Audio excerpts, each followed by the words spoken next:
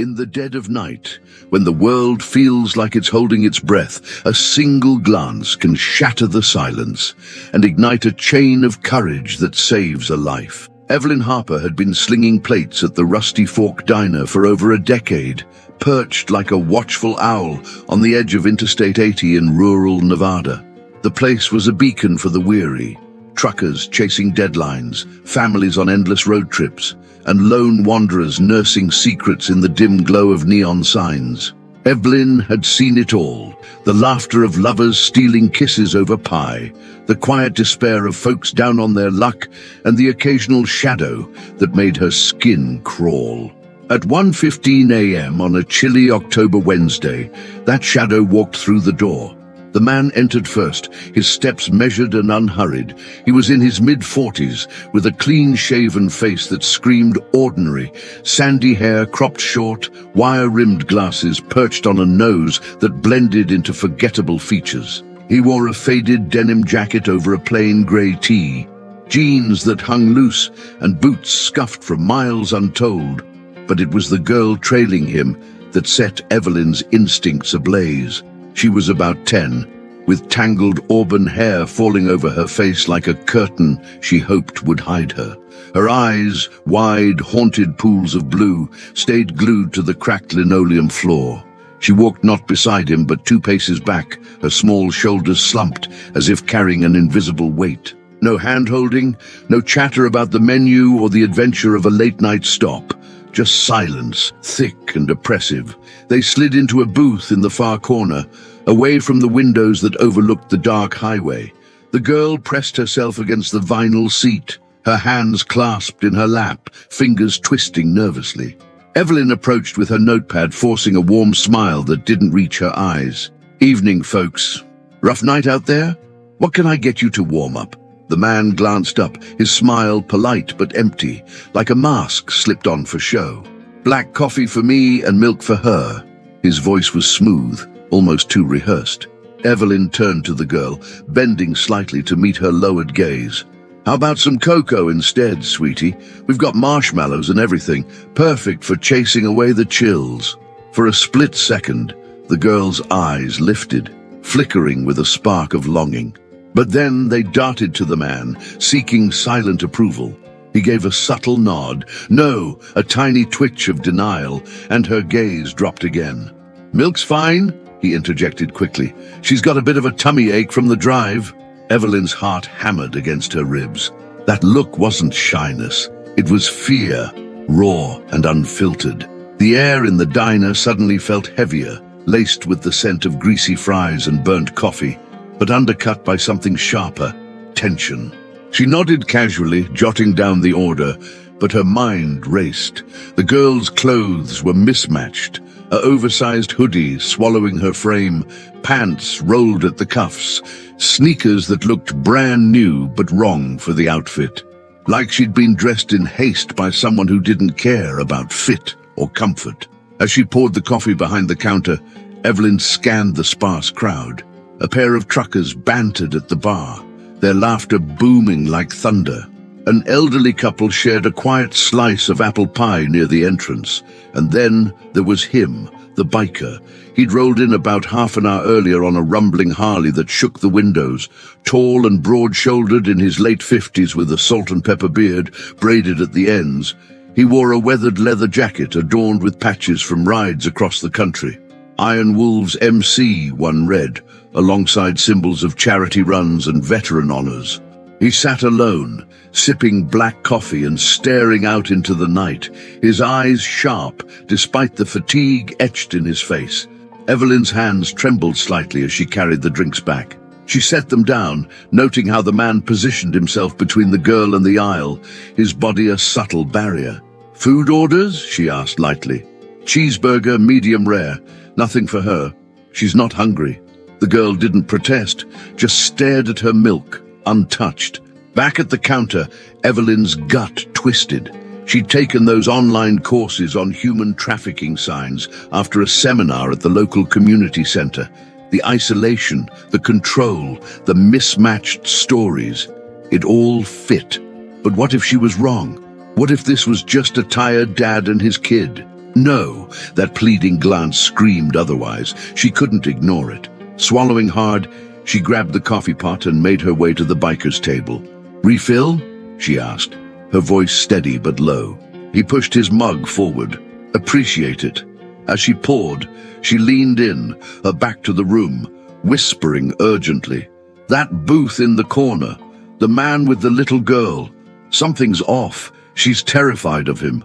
I don't think he's her father." The biker's eyes, a piercing grey, locked onto hers. He didn't flinch, didn't dismiss her. Instead, his jaw tightened, and he nodded almost imperceptibly. "You sure about this? 11 years here. I've seen scared kids, but this... She's asking permission with her eyes for everything. Please, I can't just do nothing." He set down his fork, his voice a gravelly murmur. "Name's Jax Harlan. Been riding with the Iron Wolves for 25 years. We've done our share of awareness rides for missing kids. Tell me what you saw." Details. Evelyn recounted it quickly. The distance, the fear, the silent denials. Jax's face hardened, but there was a kindness in his eyes that belied his rough exterior. "All right, I've noticed him too. The way he scans the room like he's expecting trouble. Her not touching that milk. I'll get a better look. You got a plan?" "Just keep an eye. If I signal, maybe stall them or something. I don't want to call the cops yet and be wrong, but..." "You're not wrong," Jax said firmly. "Gut feelings save lives. Let's do this right." Evelyn felt a rush of relief mixed with adrenaline. This stranger, this biker who looked like he could crush bones with a handshake, was on her side. As she walked away, her steps felt lighter, but the air hummed with unspoken dread. If stories like this remind you that everyday heroes walk among us, hit that subscribe button for Road Motorcycle Diaries right now. We bring you tales of courage on the open road that restore your faith in humanity. Jax finished his coffee slowly, his mind churning. He'd lost count of the miles he'd logged from coast to coast, but the lessons from his club's partnerships with anti-trafficking groups stuck. Signs like averted eyes, controlling companions, mismatched stories. They were red flags waving in the wind. He stood, stretching his arms as if easing road stiffness, and ambled toward the restrooms, which conveniently passed the corner booth. As he neared, he slowed, his boots thudding softly on the floor. The man looked up, his expression neutral but watchful. Jax ignored him, focusing on the girl. Her head lifted slightly, and in that fleeting moment, their eyes met. She blinked, once, twice, 3 times, deliberate, desperate. It was the signal. "Help me." Jax's blood turned to fire. He kept walking, entering the bathroom, and pulled out his phone. His fingers flew over the keys, texting his club brothers first. "Possible trafficking at Rusty Fork off I-80. Kid in danger. Need backup if things go south." Then 911. "This is Jax Harlan at the Rusty Fork Diner. Mile marker 217. I believe a child's being trafficked here. She just signaled me." 3 blinks. "Man mid-40s, girl about 10. Come quiet, don't spook him." The dispatcher assured units were en route. ETA 12 minutes. Jax emerged, catching Evelyn's eye across the diner. He nodded subtly, confirmation. She nodded back, her face pale but determined. Back at his table, Jax watched as Evelyn delivered the burger, moving with exaggerated care. The man ate mechanically, his eyes darting to the clock. The girl sat statue still, her milk warming untouched. Tension coiled in the air like smoke from the grill. Suddenly the man stood, tossing cash on the table. "We're leaving." But as he gripped the girl's arm, pulling her up, Jax rose too, his massive frame blocking the path. What happens next could change everything. When a whisper turns into a roar, even the darkest intentions can be drowned out by the light of collective courage. Jax Harlan stood like a wall of leather and resolve, his 6'4" frame casting a long shadow over the diner's worn tiles. The man froze mid-step, his hand still clamped around the girl's thin wrist like a vice. Her face was pale, eyes wide with a mixture of terror and something new, hope, fragile and flickering. The diner, once filled with the low hum of conversation and the clatter of silverware, had gone deathly quiet. The two truckers at the counter stopped mid-sentence. The elderly couple by the window turned slowly in their seats. Even the jukebox seemed to hold its breath. "Excuse me," the man said, his voice calm but edged with steel. "You're in our way." Jax didn't move. He crossed his thick arms over his chest, the patches on his vest catching the fluorescent light. "Am I? Funny. I was just stretching my legs after a long ride. Thought I'd stand here a minute." The man's smile tightened, the corners of his mouth twitching. "We're in a hurry. Move." Jax tilted his head slightly, his grey eyes locking onto the girl's. She was trembling now, her small body pressed against the man's side, as if trying to disappear into him. But she didn't look away from Jax this time. In her gaze he saw it again. 3 silent blinks, slower now, deliberate. A plea, a prayer. "She doesn't look like she wants to go with you," Jax said, his voice low and steady, like distant thunder rolling across the desert. The man's grip tightened, and the girl winced. "She's my daughter. She's tired. We've been driving all day. Now get out of the way or I'll make you." A soft gasp escaped Evelyn from behind the counter. She had been watching everything, her hands gripping the edge of the coffee station so hard her knuckles were white.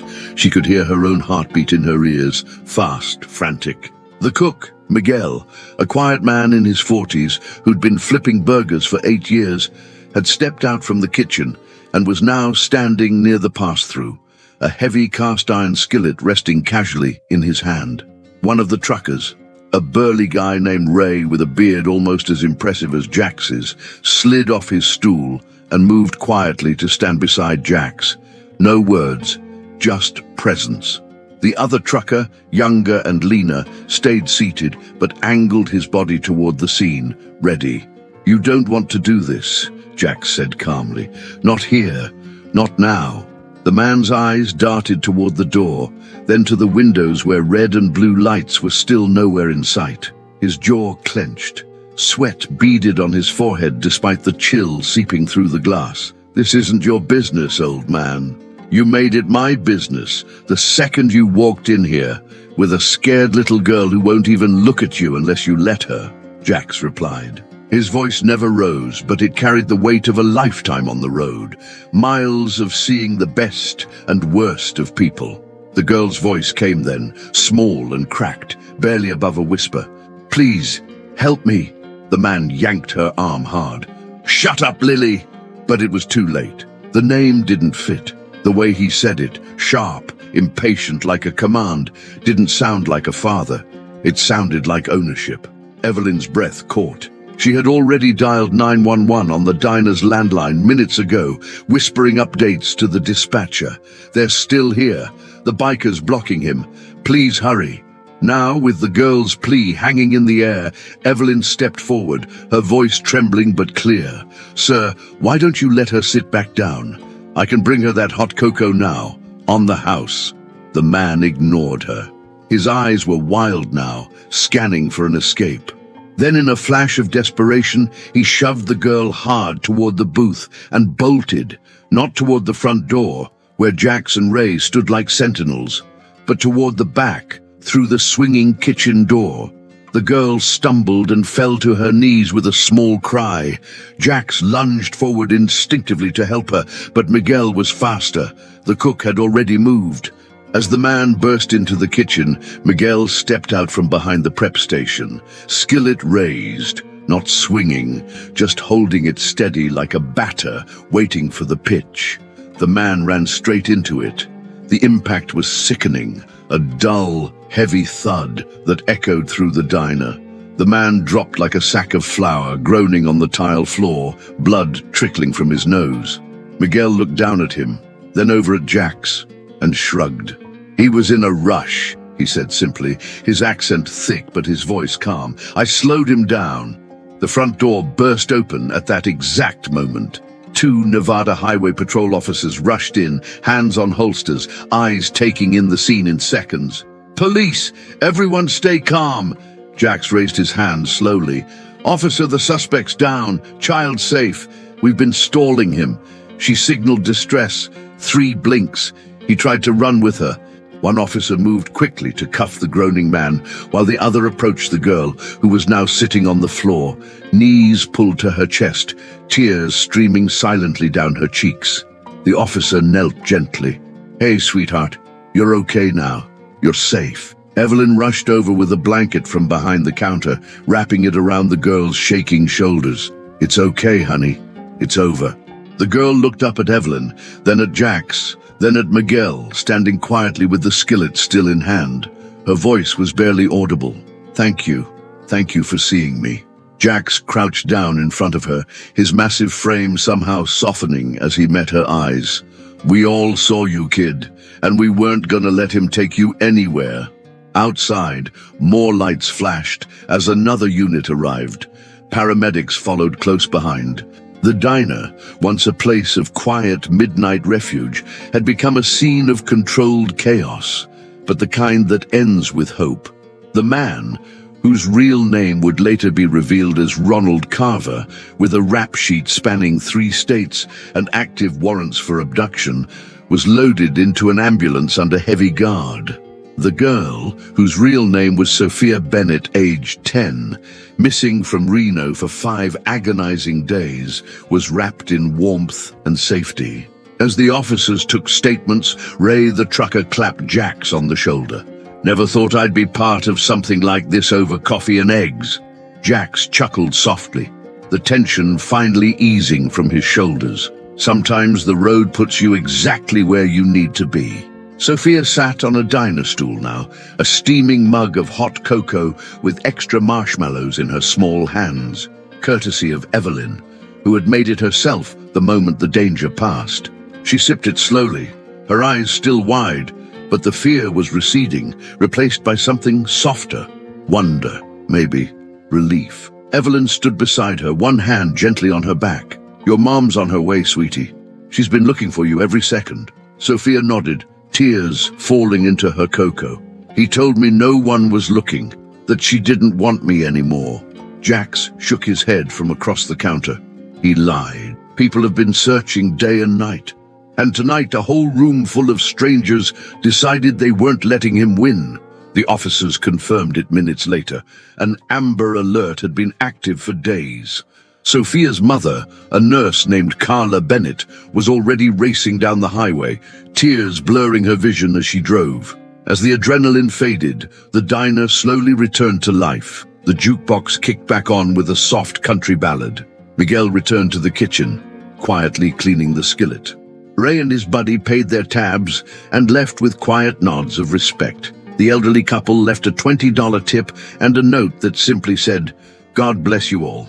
But the night wasn't over yet. There was still a reunion coming, one that would heal wounds deeper than any of them could imagine. If this story moved you the way it moved me, hit that like button, subscribe to Road Motorcycle Diaries, and turn on notifications so you never miss a story of real courage and human kindness. We're all about the roads that lead to hope.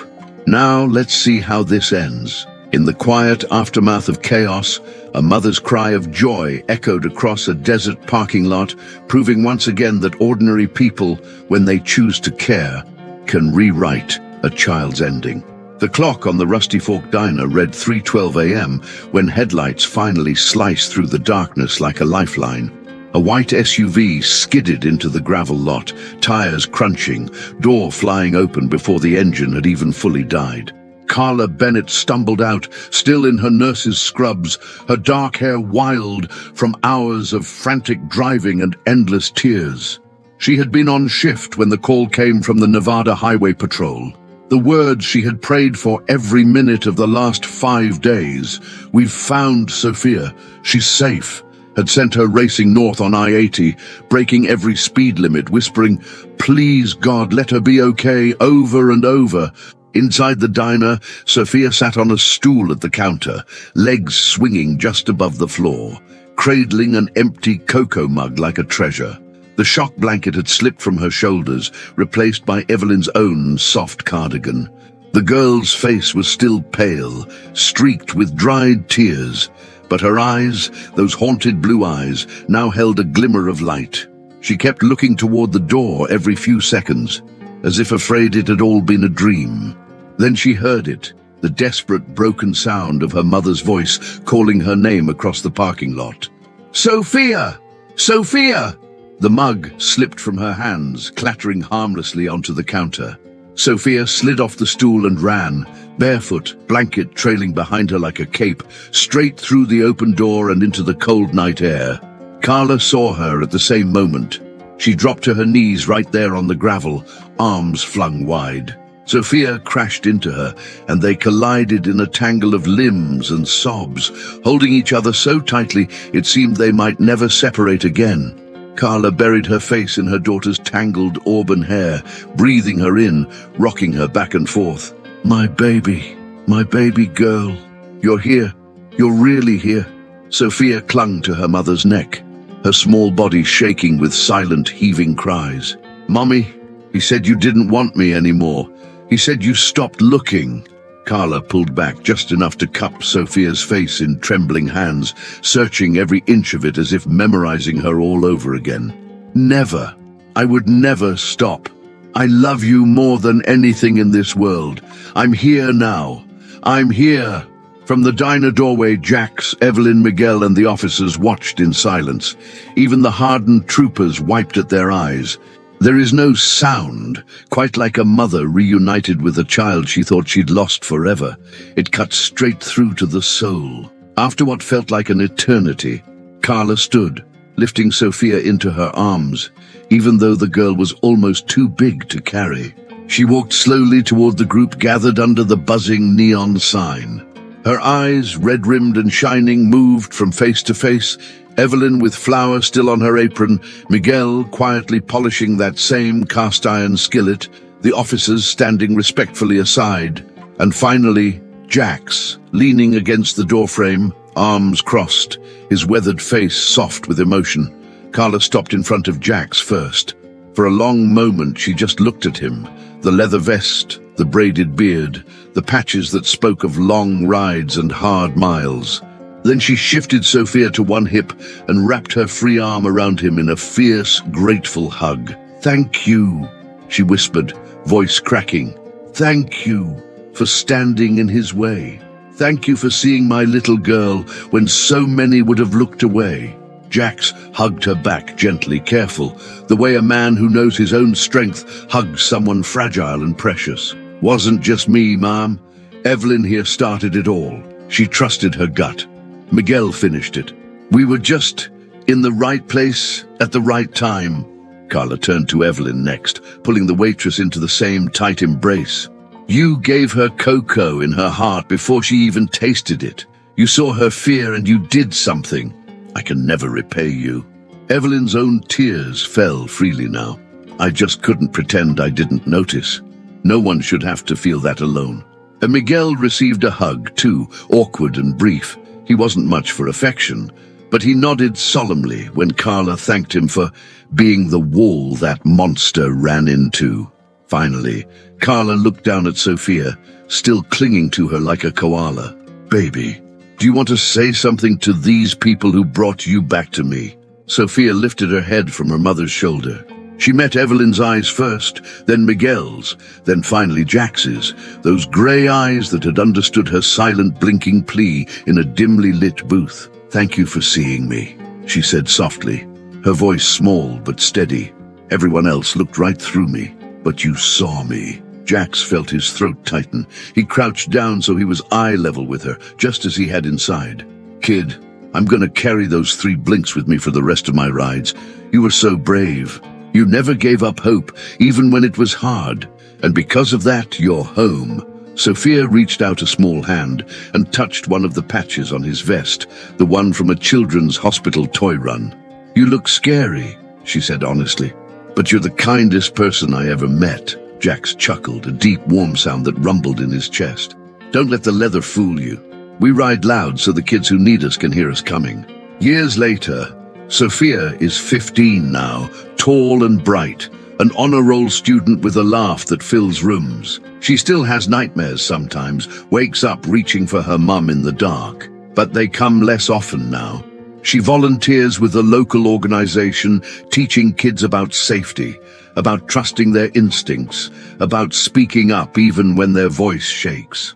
Every October, on the anniversary of the night she was found, 2 handwritten cards arrive in the mail. One goes to Evelyn Harper at the Rusty Fork Diner, where she still works the night shift, still watches over every soul who walks through the door. The other goes to Jax Harlan, care of the Iron Wolves MC Clubhouse in Reno. Both cards are written in careful teenage handwriting, and both say the same thing: "Thank you for seeing me." And every year, 2 replies are sent back. From Evelyn, "Always, sweetheart. Always." From Jax, "Ride safe, kid. We've got your back. Always." Because that's the thing about strangers who choose to pay attention. They stop being strangers. They become the people who remind us that humanity at its core is still good, still brave, still worth believing in. If this story touched your heart the way it touched mine, do me a favor, hit that like button, subscribe to Road Motorcycle Diaries, drop a comment below and tell me, would you have had the courage to speak up, to stand in the way, to trust your gut like Evelyn and Jax did? Share this video with someone who needs to remember that ordinary people can do extraordinary things when they refuse to look away. Turn on notifications, because every week we bring you real stories from the road that restore your faith in people. Thank you for watching. Thank you for caring. And remember, the next time you see something that doesn't feel right, don't look away. You might just be the person someone has been blinking 3 times for. See you on the next ride.